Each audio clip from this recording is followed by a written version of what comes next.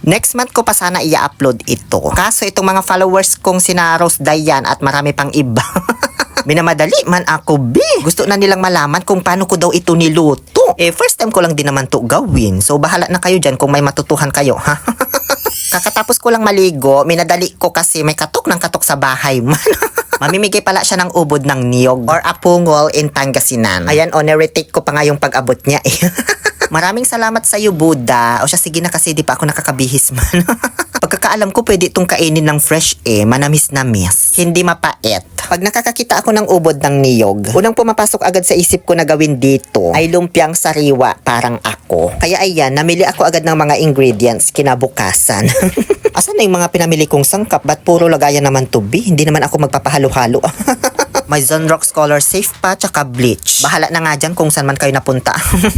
Nung umpisa, parang ayaw ko pa talagang gawin tong lumpiang sariwa parang ako. Kasi nga medyo matrabaho siya tapos maselan gawin yung wrapper. Kasi nung nagtanong ako sa Facebook, mga suggestions nila madalas talaga lumpiang sariwa. May mga nagsuggest naman ng adobo, ginataan, ganyan. Kaso parang very common na siya. So sige na, pangatawanan ko na ito para naman ma-challenge ako. Sa buhay kasi kailangan din nating nagtitake ng risk para malaman yung kakayanan natin, di ba? Paano mo kakayanin kung di mo uumpisahan na subukan? Diba? May powers of wisdom kahit wala namang kwenta pinagsasabi ko. Hiwain lang daw ito parang labong. Kung alam nyo yon yung bamboo shoot, parang ganun din yung paghiwa dito kasi halos parehas lang sila ng texture. Actually, nung una na pagkamalan ko nga din tong labong Sabi ko nga sa sarili ko nung pagkabigay sa akin nito, labong yata ito pinaprank lang ata ako nun ni Buddha. Pero nung tinikman ko, hindi. Apungol talaga siya or ubod ng niyog na baog. Niyog yata nila Madam Villafe ito, yun yung pagkakaalam ko. Inislice ko lang ng manipis, tsaka ko hiniwa ng pahaba. Ganyan lang sa nakikita ninyo. After 8 hours, ayan, natapos ko din. Sobrang dami. Kala ko di ko matatapos. Ang sakit na kasi kamay ko. Nagkapaltos pa nga yata. Itira ko pa sana yung iba kaso baka masira lang din. O ganyan yung acting kapag pagod-pagodan ka.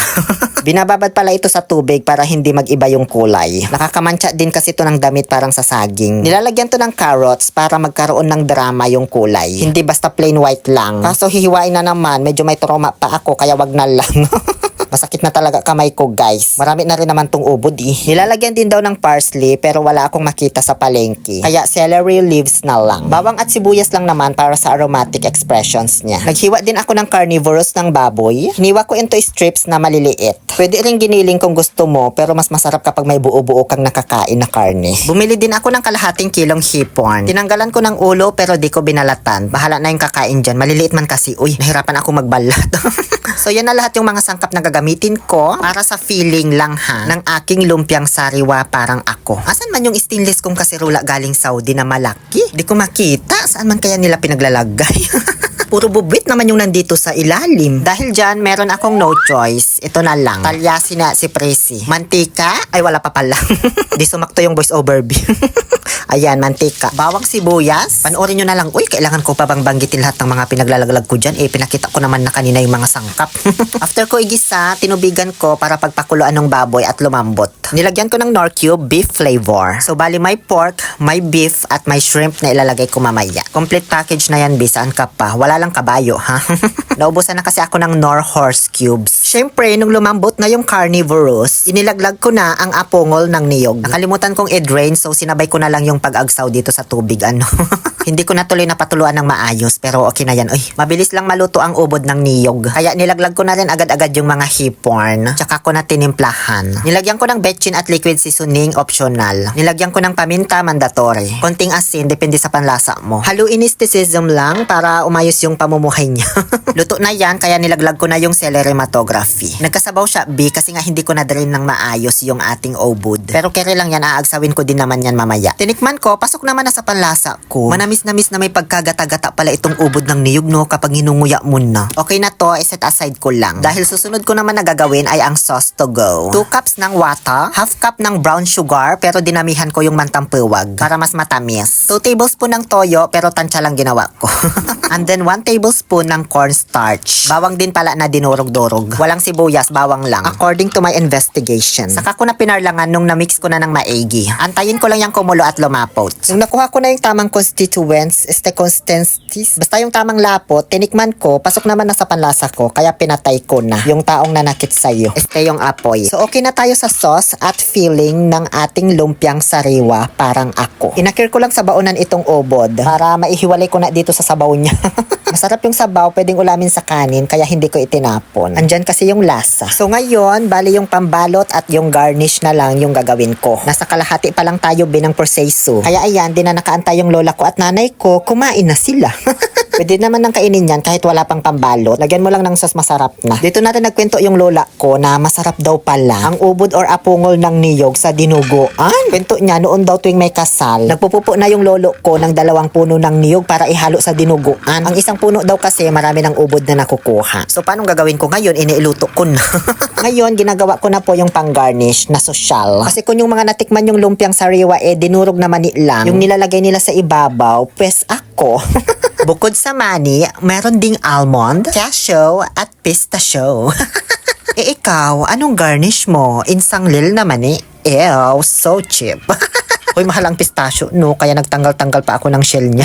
Nung tapos ko ng isang lel, ibabangon at dudurugin ko na dito sa may plastic ng yellow. Gamit ang sinaunang dildo. Gayahin ko lang saglit si Mr. Bean kasi idol ko siya nung pinapaikot niya yung medyas niya na may lettuce sa loob. Para lang naman ma-heal ko yung outer child ko. Kasi heal ka ang heal ka. Kasama mo sina Saint Michael, Angelus. Nung tapos ko nang durugin, saka ko lang naalala na meron na pala akong nabiling food processor na manual. Kaya niyang durugin ang nuts nito. Subukan nga natin, baka sakaling magustuhan nyo at may makapag-order sa link ko. Mura lang naman to, nasa 78 pesos. Kunti lang nilagay ko kasi hindi naman to pang heavy duty.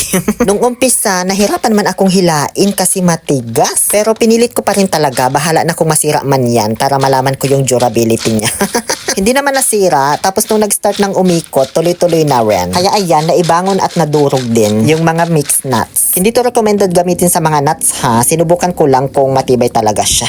Pwede lang to sa mga bawang, sibuyas, sili, ganyan. Yung mga malalambot lang. Okay na tayo sa ating pang-garnish. Ngayon, isang proseso na lang at makakakain na ako ng lumpiang sariwa. Parang ako. O, wag nyo nang pansinin yung tatay ko at nagutom na rin siya, di na niya naantay.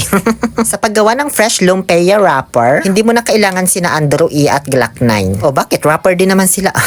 2 itlog na baog. 1/4 cup ng oil. According to my investigation, canola oil daw. Kaso ayoko nang maghanap ng canola na yan. May oil naman kami sa bahay, so yun na lang ginamit ko ba. 1 and 1/2 cup ng tubig. Half cup pala yung ginagamit kong panukat, FYI. And then 1 cup of all-purpose harina manawari.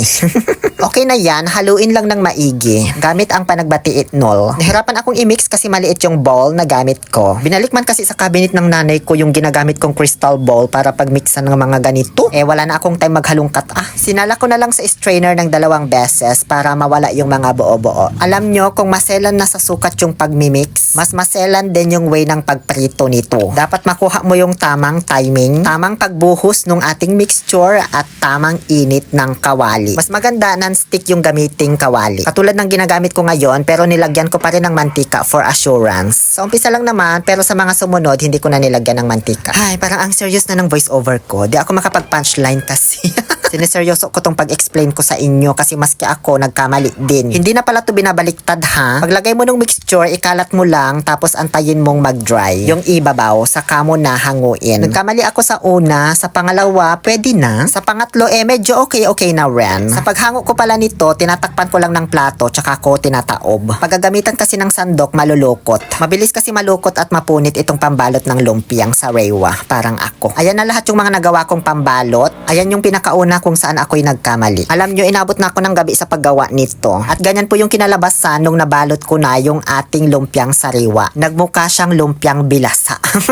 Medyo makapal kasi yung nagawa kong pambalot, tapos medyo marami din yung nailagay kong filling. Gumawa pa ako ng isa, kinuntihan ko lang yung lagay, ganyan yung itsura. Huwag kayo mag-alala at trial pa lang naman ito. Ako lang kakain itong mga ginawa ko. Panghapunan ko na kasi nagutom na talaga ako, bi. Ang tagal talaga niya gawin, Diyos ko. O diba, hindi lang kagandahan yung itsura, pero nasarapan naman ako. Kita naman sa reaction ko, diba? Makapal lang talaga yung pagkakagawa ko sa pambalot, kaya itutuloy ko ito bukas.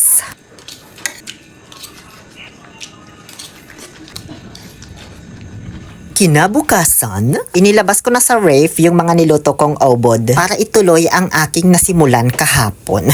Nagtimpla ulit ako ng mixture para sa wrapper. Same lang ng sukat doon sa pinakita ko kahapon. Tapos ngayon, gumamit na ako ng measuring cup para isang buhusan na lang sa kawali. Ewan ko ba kahapon, ba't pa ako gumamit ng sandok? Ayan, perfect agad. Isang way lang din pala yung pagbuhos ko sa may bandang sulok. Tsaka ko na ikakalat gamit yung kawali. Di na rin ako gumamit dyan ng mantika. Tapos mahinang apoy lang talaga. Hindi rin pala kailangang perfect circle yung magawa mo. Mas maganda nga yan yung medyo oblong para mas madaling ipaikot doon sa lumpia. Okay na to. Ngayon, magbabalot na ulit ako. Nakalimutan ko palang banggitin, kailangan din ng lettuce. Pang aesthetic lang naman para maganda yung itsura ng lumpia. Parang ganun lang din sa pambalot na yan na pinahirapan ako.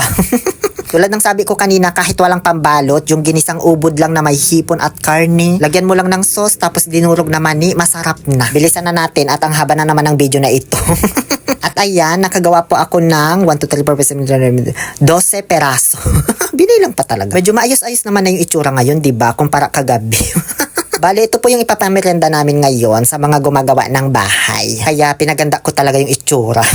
After ko lagyan ng sauce, syempre lalagyan ko din ng kanyang sosyal-sosyalan na garnish made of mixed nuts. Pistachio, cashew, almond, peanut, walnut. Ay, wala palang walnut. At ayan na po ang aking lumpiang sariwa, busilak, inosente. Parang ako. At dahil sa napagod ako sa paggawa nito, kinailangan ko siyang ipag-pray over para bumalik yung lakas ng nagluto. Pati rin yung mga construction worker na kakain nito, syempre kasi pagod sila. Para nang sa ganun, manumbalik yung lakas nila. Ay, rebuke! Ganun, diba? May naririnig akong ganun na binabanggit. Tapos ayan, dinala na ng nanay ko para ipamerienda sa kanila. Yung natira, binigay ko din pala kay Uncle Ali. Ayun, Tapos nagdala din yung kapatid ko ng isa sa Bible study. Binigay niya kina Carol at Lala. Tapos, may tinabi pa pala ako para sa akin man. Yun lamang po. Muli ito po ang inyong Lonely Pill, Oliver Castro, na nagsasabing, yes to toxicity, let's make a people unhappy. Charot.